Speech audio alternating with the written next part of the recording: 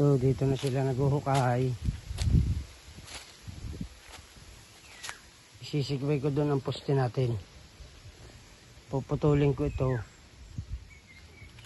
Kay Kalbo ito kay Kalbo. Puputulin, itutumba doon sa kanyang lupa.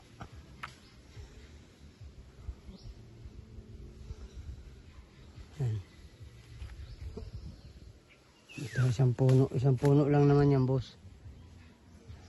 Yan yung kahoy na minunga at wala naman niya kwenta, ipuputulin yan.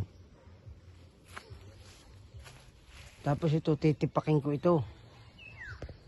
Dito ko ilalagay ang poste, dito sa gilid nito. Pero ito dito lang poste. Bakal. Hindi dito hukayin. Kasi yung mga ugat na yan, tsaka yung bato, iuhukay dito ang poste. Dito ang lagay. Para masarhan.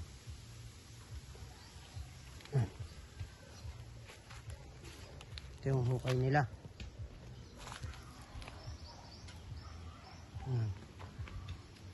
Ang hukay nila yan, guide nila. May hukay na yan, boss, madamo lang. Ay, pinuputol nga nila yung ugat.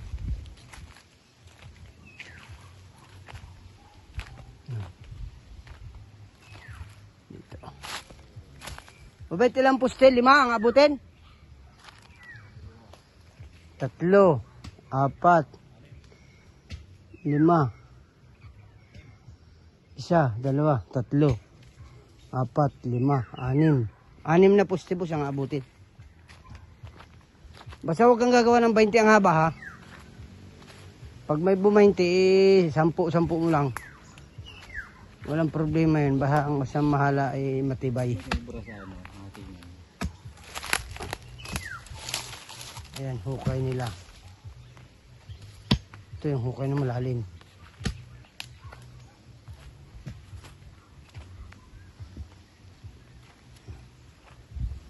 Diretso naman doon sa ating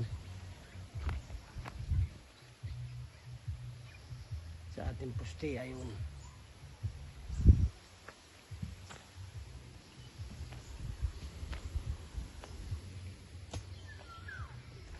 Yan namang mga damo na yan, tatabasin natin dito ang lagay. Tabasan kahit isang dipa. Kasi nung itanim ko itong mahogany, 1 metro. Nilayo ko sa ating muhon. Sa ating tali, binagtingan namin ito. Kaya ang na-encounter yung mga ugat ay okay lang yan, maliliit naman.